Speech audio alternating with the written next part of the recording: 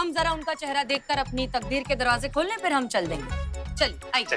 अरे हम भी देखेंगे। अरे बंसी जी, ये कैसे हो गया? जो आदमी इतना लकी है कि उसके साय से भी लोग बिदकते थे, आज वो पैसा कमाने का जरिया बन गया। कैसे? अभी हम देख के बताते हैं। अरे चलो बंसीलाल, अबे सर, बाहर बहुत सारे लोगों की भीड़ इकट्ठा है जो रौनक लाल से मिलना चाहते हैं, तो क्या करूं? अरे करना क्या है? भगाओ सबको, भगाओ।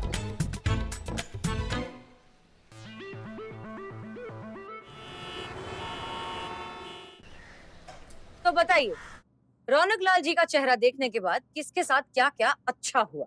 हम शुरुआत करें मैडम सर? बिल्कुल। हाँ। मलाइका से सुलह हो गई, वापस काम पर आ गई। पूरा दिन बहू से कोई खटखट नहीं हुई। क्या हम आपसे बात ही नहीं करे तो क्या खटपट होगा? 4 महीने से जिस बीसी का इंतजार कर रहे थे ना, वो लग गई। हाँ, 4 बातें 4000। आप बहुत बहुत बहुत धन्यवाद, बहुत धन्यवाद। आपकी वजह से ये सब कुछ हुआ है।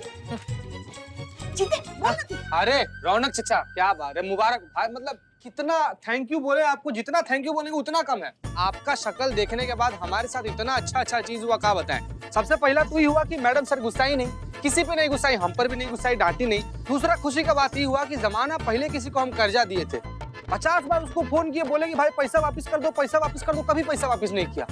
आज सामने से वो फोन किया, यहाँ पर थाना के बाहर आकर उसके बाद से हमको पैसा दिया, तब गया है वापस। और तीसरा अच्छा चीज ये हुआ है कि संतु जी हमको वीडियो कॉल की थी और कही है कि तुम बहुत क्यूट लग रहे थे। 3 अच्छा चीज हुआ, 3000 रुपया है। सच में खुशी की बात है ना ये, है ना? हम भी बोलेंगे, हम भी। नहीं, रहने दो। आप?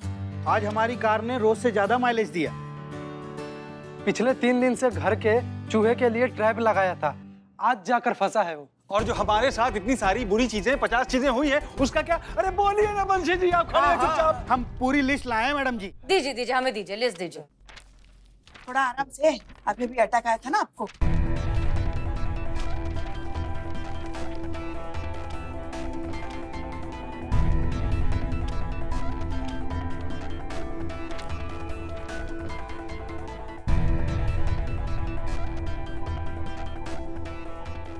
काफी लंबी लिस्ट है मैडम सर। हाँ, तो हमें ऐसा लगता है कि वक्त आ गया है आप सबको सबक सिखाने का। चलिए हम आप सबको एक कहानी सुनाते हैं। जब हम छोटे थे और जब भी हमारा मूड खराब होता था तो हमारे अब्बू हमसे कहते थे कि ऊपर देखिए। देखिए मत, कहते थे कि ऊपर देखिए, बादलों में आपको जो है खरगोश दिखेगा या राक्षस दिखेगा या हाथी दिखेगा या चूहा दिखेगा। और कमाल की बात यह है कि हमें दिखाई भी देने लगता था।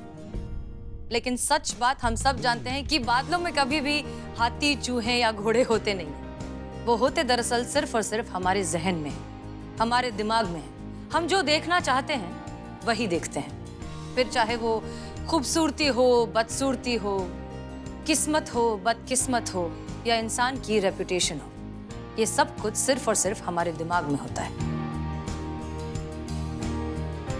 और ठीक ऐसा ही हुआ मिस्टर रौनक लाल जी के साथ। एक दिन किसी ने कह दिया कि ये अनलकी हैं, हाथ धो के पीछे पड़ गए इनके।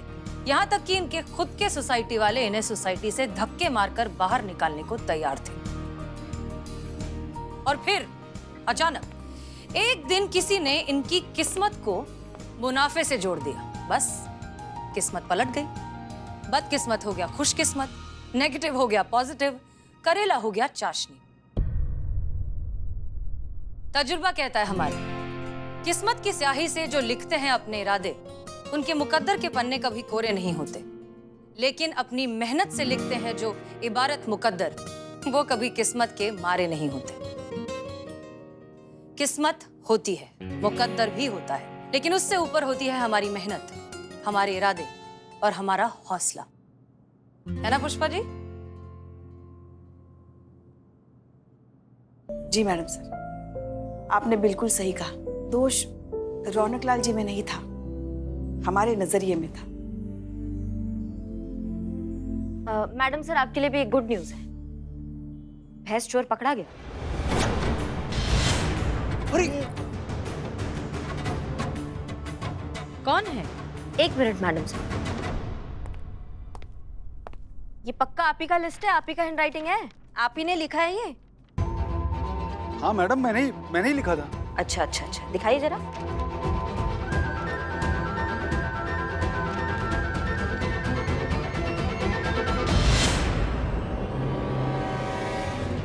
तो एक बात बताइए भाई साहब, ये भी आप ही नहीं लिखा होगा कि आपका जो लिस्ट है उसके साथ जो ये हैंडराइटिंग है ये बिल्कुल मैच हो गई है?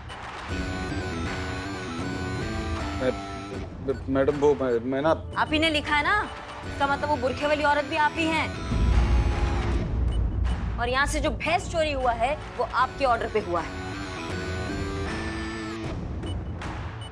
वो झूठ बोलने की जरूरत नहीं है हमारे सामने, साफ साफ बक दो का सच है। ये तो वो मार लगाएंगी, जब भी मुंह खोलोगे एक ही बात बोलोगे। दरोगा जी तो देखे बहुत, लेकिन तुम सा ना। बाबा पर्सनल एक्सपीरियंस है। सुन लिया, पको। मैडम वो मेरा फ्लैट रौनक लाल जी के फ्लैट के ठीक नीचे है। मैंने सोचा कि अगर रौनक लाल जी का फ्लैट किसी तरह से मुझे मिल जाए, मैं दोनों फ्लैट को एक करके पूरा अपना घर बना लूं। लेकिन बहुत कोशिशों के बावजूद रौनक लाल ने अपना फ्लैट बेचने के लिए राजी नहीं था। तो फिर मैंने एक युक्ति सोची, इसे अनलकी साबित कर दिया जाए और पूरी सोसाइटी के लोगों में ये फैला दिया जाए कि ये बहुत बड़ा अनलकी है। मैंने ऐसा ही किया मैडम। और फिर जब आप लोग भैंस लेकर यहाँ पे आए तो मैंने एक आदमी को पैसे का लालच देकर भैंस चोरी करवा दी, ताकि आप लोग भी ये बात मान लें कि ये रोशन लाल बहुत बड़ा अनलकी है। अच्छा तो अब ये बताओ कि भैंस कहाँ है? वो जहाँ भी है आज शाम तक आपको मिल जाएगी। वेरी गुड करिश्मा सिंह, बहुत सही समय पर आपने इस केस को सॉल्व किया है। अब हमारी लाइन हाजिरी सच में कैंसिल हो जाएगी। मतलब मैडम सर अब तक कैंसिल नहीं हुई थी? डीएसपी सर भी हमारे प्लान का हिस्सा थे। कमाल तो मैडम सर आप करती हैं। मतलब इतना बवंडर होने के बाद भी आपने अपनी जज्बात का ऐसा छड़ी चलाया कि डीएसपी सर और नेताजी आपकी सारी बातें मान गए। कैसे नहीं मानते? जब भी जज्बात की छड़ी चलती है कोई ना कोई चमत्कार जरूर करती है। बिल्कुल। चीते चलिए चचा, आइए ना उधर। चले चल। मैडम सर, आपका बहुत बहुत धन्यवाद। इतनी बड़ी मुसीबत को आपने कितनी आसानी से सुलझा दिया है। मैं अब साधारण इंसान की तरह जी सकता हूं। ये सब आपके लिए। बहुत बहुत धन्यवाद आपको। हमें इतनी बड़ी खुशी देने के लिए आपके और आपकी पूरी टीम के लिए एक सैल्यूट तो बनता है।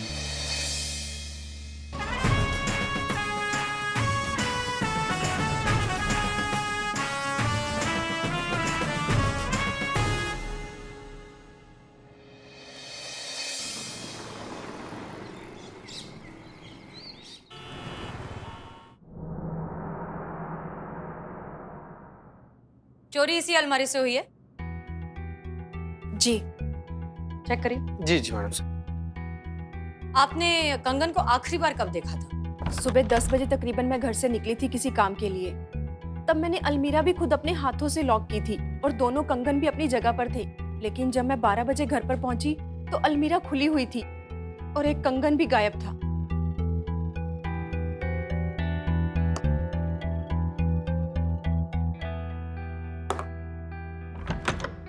मैडम कंगन बहुत ज्यादा महंगा था क्या? अरे साहब महंगा था इसलिए तो पुलिस कंप्लेंट की है। 70,000 का कंगन था, 70,000। चाची ऐसा तो नहीं है कि आप कहीं रख कर भूल गई हो या फिर चाचा आप किसी और को देकर भूल गए हो, ऐसा कुछ मतलब? इतनी महंगी चीज भला कोई किसी को देकर या कहीं रखकर भूलता है क्या? अच्छा अच्छा अच्छा, ठीक है ठीक है। एक बात बताइए, कंगन के अलावा कुछ और चोरी हुआ है? जी नहीं। पर लेकिन आपके पास घर में और ज्वेलरी है ना? जी हाँ, बहुत सारी ज्वेलरी है। लेकिन चोरी सिर्फ कंगन ही हुआ है? जी, सिर्फ एक कंगन। चीता चेक किया? हाँ मैडम सर, पूरा का पूरा वार्डरोब चेक कर लिए, सारा का सारा सामान वैसे का वैसे पड़ा हुआ, खाली कंगन गायब। That's strange। अच्छा, मतलब चोरी जो है 10 और 12 के बीच हुई है जब आप घर पर नहीं थे? जी ठीक है। उस वक्त उस दौरान कौन आया था घर पे? यही दोनों आए थे। ये सुरीली है, मेड है यहाँ पे। सुधा के बाहर जाने के बाद यही आई थी कमरे की साफ सफाई करने। अरे मैडम, हम तो रोज की तरह आए, कमरे का झाड़ू पोछा किया और निकल गए। और ये कौन है? ये हमारा ड्राइवर है गोपाल। मैम, जब मैं गाड़ी की चाबी लेने आया था तो साहब खुद मौजूद थे। अरे हाँ, लेकिन बीच में थोड़ी देर के लिए मैं वॉशरूम गया था। मेरे पीछे तो तुम अकेले ही थे यहाँ पे।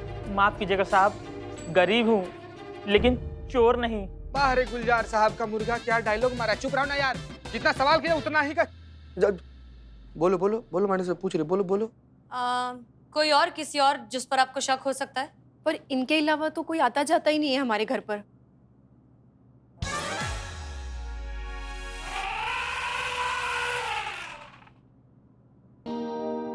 बाप रे बाप, मैडम सर ई का है? अरे वाह, पिज्जा हमारा फेवरेट। बैठे रहो बैठे रहो। क्या नाम है आपका? बंटी। बंटी। एक बात बताइए, जब ये चोरी हो रही थी उस वक्त आप कहाँ थे? मैं वो याद आया, मैं उस समय अपने रूम में था और वीडियो गेम खेल रहा था। अच्छा। देखा, फिर वही, इस बच्चे को ना हर वक्त बस पिज्जा, बर्गर, फास्ट फूड और वीडियो गेम चाहिए। अरे कितनी बार कहा तुम्हें उसे पैसे मत दिया करो, आदतें बिगड़ रही है उसकी। आदतें मेरी वजह से नहीं बिगड़ रही, आदतें आपकी वजह से बिगड़ रही हैं और पैसे मैं नहीं देती, आप खुद उसे देते हो। अरे इतना फास्ट फूड खाना ठीक नहीं है बच्चों के लिए। तो आप क्या सोच रहे हो कि इसमें मेरी गलती है? मैं उसे बिगाड़ रही हूँ? कौन माँ चाहेगी अपने बच्चे को इस तरह से फास्ट फूड खिलाना जिसकी वजह से उसकी सेहत खराब हो? बस चाची, बस चाचा, क्या कर रहे हैं आप लोग? मैडम सर खड़ी है यहाँ पर, थोड़ा तो लिहाज कीजिए भाई, लड़े जा रहे हैं आप लोग। Sorry sorry. It's okay it's okay. जैसे ही हमें चोर के बारे में कुछ भी पता चलेगा हम आपको बताएंगे। चलिए आइए मैडम सर। हटिए मैडम, भानुमति जी हटिए। आइए madam. Madam sir, madam sir, madam sir, madam, हमको लगता है ड्राइवर चोर है। नहीं, हमें लगता है कि ये काम घर ही के किसी आदमी ने किया है। ऐसा काहे लगता है आपको मैडम सर? एक बार सोच कर देखो, घर का सारा सामान वैसा का वैसा है, उसमें और भी ज्वेलरी और भी कीमती सामान होगा, वो क्यों नहीं चुराया? अगर कोई चोर होता है या अगर कोई इनका ड्राइवर या वो बाई होती तो फिर वो सारा का सारा सामान चुराते ना, सिर्फ एक कंगन क्यों चुराते? मैडम सर, इसका मतलब ये काम घर के ही किसी आदमी का है। पर मैडम सर, हमें एक आदमी पर शक है। किस पर? तुम सर्वेलेंस निकालो, हम पता करते। ठीक है मैडम सर। चल।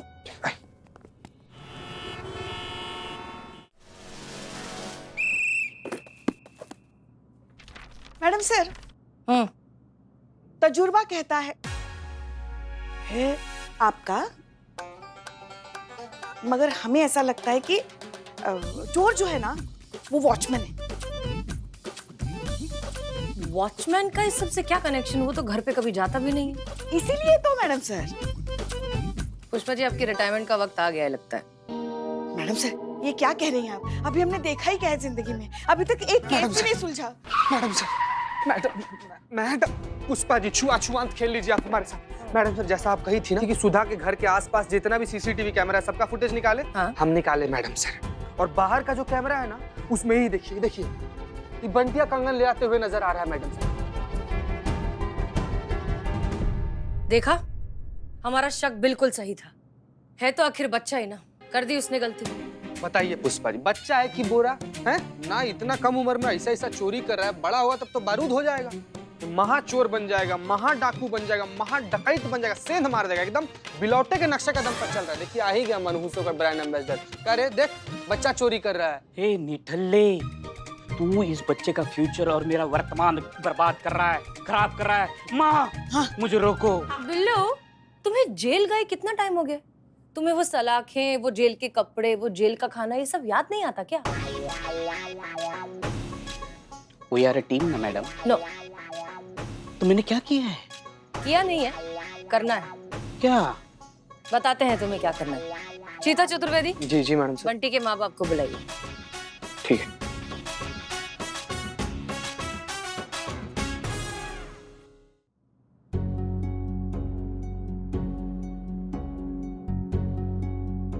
जी, तो जैसा कि अभी अभी आपने देखा, सीसीटीवी फुटेज में साफ दिख रहा है कि आपका कंगन दरअसल आपके बेटे ने ही चुराया है। जाती तौर पर हमारा मानना है कि घर का माहौल, परवरिश ये तय करता है कि बच्चा बड़ा होकर इंसान कैसा बनेगा। अब आप ही सोचिए कि अगर आपका बेटा इस कच्ची उम्र में ऐसी हरकतें कर रहा है तो फिर बड़े होकर उसका फ्यूचर क्या होने वाला है? हम बताते हैं क्या होगा। बिल्लू चंपत आइए।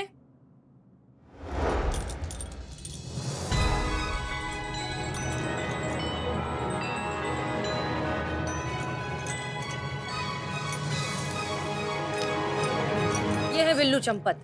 इनकी शुरुआत भी कुछ ऐसे ही हुई थी, छोटी मोटी चोरियां घर में, दुकान में, यहाँ वहाँ। और अब देखिए जिंदगी इन्हें किस मोड़ पर लाकर गिरा रही है। अगर आपने अपने बच्चे को सही समय पर नहीं संभाला तो यही होगा उसका फ्यूचर। जेल की सलाखों के पीछे, काल कोठरी में जिंदगी भर। मत पूछो, मत पूछो सलाखों के पीछे की जिंदगी क्या होती है। मत पूछो, मत पूछो। रे जैसे नरक की आग में तलते हुए पकोड़े, भूख की आग से पेट पे पड़ते हुए हथौड़े, सुबह शाम जेलर के खाते हैं कोड़े। इतना मारा कि मेरे सर पे एक बाल तक नहीं बचा, और खाने में पानी की दाल और कंकड़ों में चावल थोड़े। माँ ओरिजिन, माँ बाबूजी का हो तुम बहुत याद आ रही है। भूख से तड़प तड़प के मर रहे हैं हम सलाखों के पीछे। भूख तो है पर धूप नहीं। बिल्लू चंपत कौन है? हाँ मैं हूँ। क्या हुआ? आपने पिज्जा ऑर्डर किया था ना?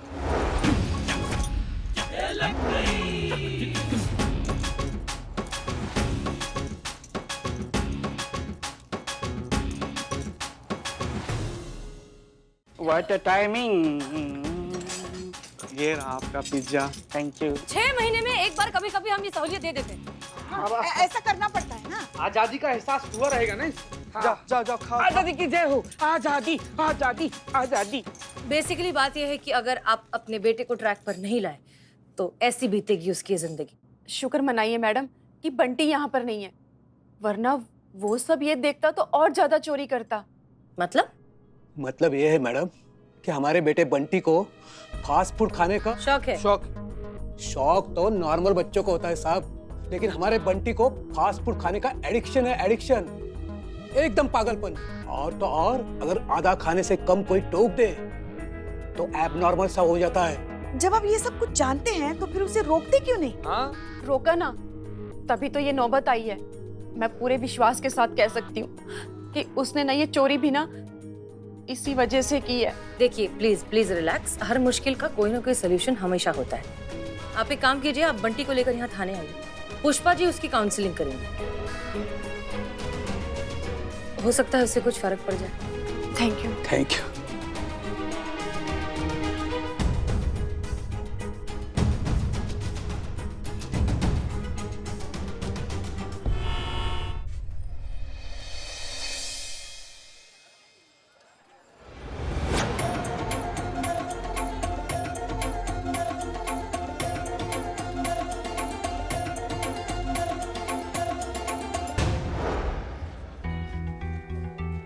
करिश्मा सिंह को कॉल लगाकर देखते हैं, उनका संयम से केस कैसे सॉल्व हो रहा है पता लगाते हैं। जय हिंद मैडम। जय हिंद करिश्मा सिंह, कैसी हैं आप? अब ये सही समय है आपसे बात करने का? जी जी बिल्कुल बात कर सकते हैं, बताइए ना, आपको परमिशन लेने का जरूरत नहीं है। नहीं, हमने सोचा कि आप बिजी होंगी तो पहले पूछ लेते हैं कि ये बात करने का मुनासिब वक्त है कि नहीं। नहीं मुनासिब वक्त है मैडम से, बताइए आप क्या बात करना है। कैसी चल रही है आपकी इन्वेस्टिगेशन? करिश्मा सिंह, हमने आपसे पहले ही कहा था आपको जाने की कोई जरूरत नहीं थी, आप पुष्पा जी और चीता को भी भेज सकती थी। 3 दिन हो गए हैं आपको ये फ्रूट वालों के अगेंस्ट प्रूफ इकट्ठा करने में, कुछ मिला? कैसा चल रहा है सब? नहीं मैडम सर, ये मामला हमें खुद ही सलटाना है।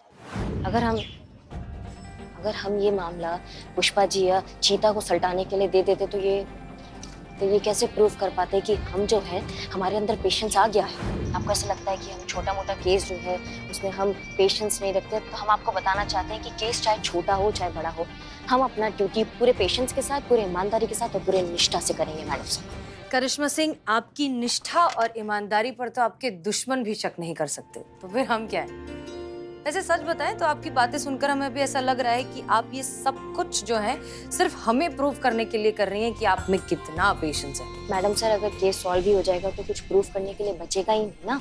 सब दूध का दूध और पानी का पानी वैसे ही हो जाएगा। हम 3 दिन से यहाँ बैठे हैं सिर्फ ये प्रूफ करने के लिए कि ये जो फल वाला है इसके विरुद्ध जितना भी कंप्लेंट आया है वो सब सही है। फल वाला जो है ना मैडम सर, बहुत ही चालाकी के साथ पहले अपने ग्राहक के फल तोलता है, फिर बहुत ही चालाकी से कम तोले हुए और खराब फल की थैली के साथ बदल देता है। हम ना इसको बस रंगे हाथों पकड़ ले एक बार, फिर हम इसको घसीटते हुए थाना लेकर आएंगे, फिर हम इसको बताएंगे कि बेईमानी बेईमानी होती है, फिर चाहे वो 5 करोड़ की हो या 4 फल की थैली की हो। मैडम सर, कानून की नजर में सब बराबर है सब। वैसे सच कहे ना तो आप में और हम में कुछ बहुत ज्यादा फर्क है नहीं। हम दोनों में वैसी ही जिद, वैसा ही ऑडियल एटीट्यूड और वही इंसाफ को पाने की भूख है। बस हम दोनों में फर्क इतना है कि आपका लक्ष्य होता है गलत को गलत साबित करना और हमारा लक्ष्य होता है गलत को सही में तब्दील कर देना। बस इसके अलावा हम ऑलमोस्ट एक जैसे हैं। अच्छे से कीजिए, ऑल द बेस्ट। अगर किसी भी चीज की जरूरत हो तो हमें बताइएगा। मिलते हैं। जय हिंद मैडम। जय हिंद। करिश्मा सिंह तो अपने केस में बिजी हैं। अब हमें अपने तरीके से ही बंटी और उसके पेरेंट्स की प्रॉब्लम को सॉल्व करना होगा।